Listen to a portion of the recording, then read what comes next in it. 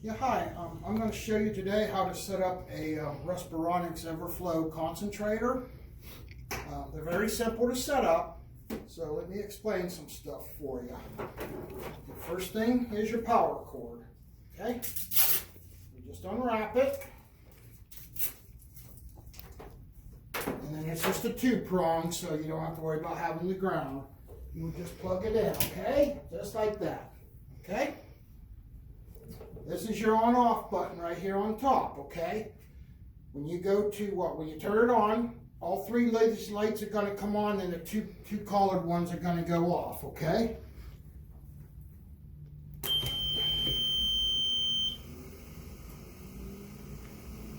Okay, the green indicates that it's running okay, all right? This here's your liter flow. Okay, this goes from 1 to 5 liters, okay? You would just, if you're on, say, the doctor sends you home on 2 to 3 liters, just turn the ball, rest it above whatever he says. If he says 2 liters, rest it above the 2, rest it above the 3, 4. This will go up to 5 liters, so we'll leave it on 3, okay? That's it. The only thing you have to worry about keeping clean on this unit is these vents right here. This is where it sucks in your air, which keeps the concentrator cool. If it starts to get plugged up, it's not going to suck the air in, and it's going to overheat on you. So if you have to, just take a rag, wipe it out, make sure these stay nice and clean, okay? Okay, now your tubing. When we bring you tubing, we bring you a 3-month supply. Okay? We usually give 3 25-foot pieces, 3 7-foot pieces, and 6 pieces of the nasal cannulas. That's what goes into your nose, okay? If you need a humidifier bottle for it, humidifier bottles look like this, okay?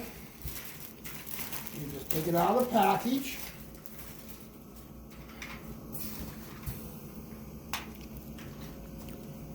Open it up. Put your water into it, fill it about to here. You can barely see it, but it does say maximum, okay?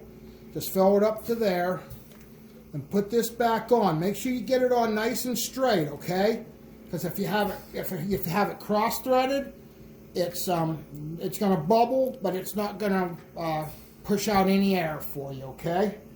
Now with this unit, you need to use this little, I just call it a little jumper cable. All that does is you have to hook it to the top of the bottle.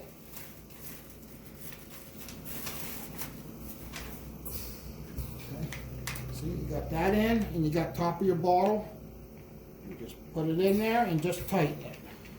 Make sure everything on this is nice and tight, or you won't get your air, okay? Nice and tight. And then your bottle just sits right here. Just put your bottle in, turn it. Yeah. This here goes to front of your machine right here, okay, where your air is coming out. Just like so. And then when you hook up your tubing, now never go over 50 foot on your tubing, okay? Because they say over 50 foot it starts to cut down the further you go. So usually what I recommend to folks is find a central location in your house where you can get to your living room, kitchen, bathroom, bedroom about evenly, okay?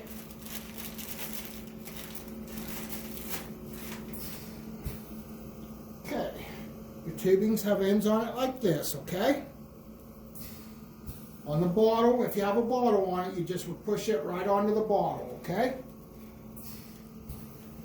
Then you want to unwrap this. Like I said, if it's curved like this, it's fine, okay? You don't want it to get pinched like this. If it gets pinched like that, it's going to cut off your oxygen. You won't get any oxygen, okay?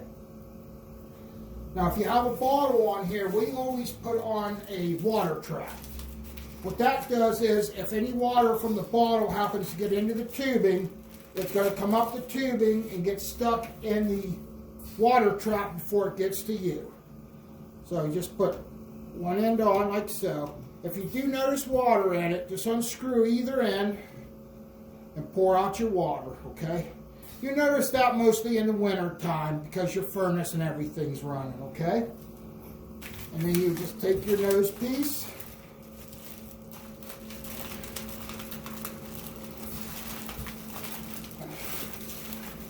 Open her up. And then it just goes on the other end of the trap, just like so, okay? Just like that. When you go to put this in your nose, you see how it's curved. Okay, see how it's curved like that? You want to go ahead and just put it right into your nose and then right up around your ears, just like this, okay? That's all you have to do with that. Okay, back to the machine. If it's running like this, if you start hearing it beep or these other two lights are on, you're going to want to call us, okay? We have 24-hour assistance for oxygen people. So if anything happens to it, you want to give us a call and let us know, okay? And then if you are on it 24/7, you just leave it run. You don't need to shut it on and off if you leave or something. You can just leave it run, okay? And then we'll shut it off. Okay, we have to go over this concentrator checklist with you, okay? Another thing I want to remind you guys, when you put water in your humidifier bottle, use distilled water only, okay? If you use regular tap water, it will clog up on you in about a week or two. So make sure you use distilled water, which you can get it, about any place, okay? Okay, now here is your checklist. The first one, explain the destination installation component of control panel, which is control panel on this just basically on and off, which I showed you, okay? Okay, I told you guys how to fill the humidifier bottle. I showed you the flow settings, which is right here. The machines put out about 95% medical grade oxygen, okay? I told you about the audio alarm. If you hear an alarming or anything, you'll want to give us a call and let us know, okay? Okay. Your tubing, your nose piece, you want to change that every 2 weeks. And then the other tubing on there once a month, okay? Okay, we don't have to worry about a 3-point plug, and we don't have to worry about an adapter, okay? So we don't have to worry about them. Okay, well, under general here, we have to give you no smoking signs, okay, because there is oxygen in the home.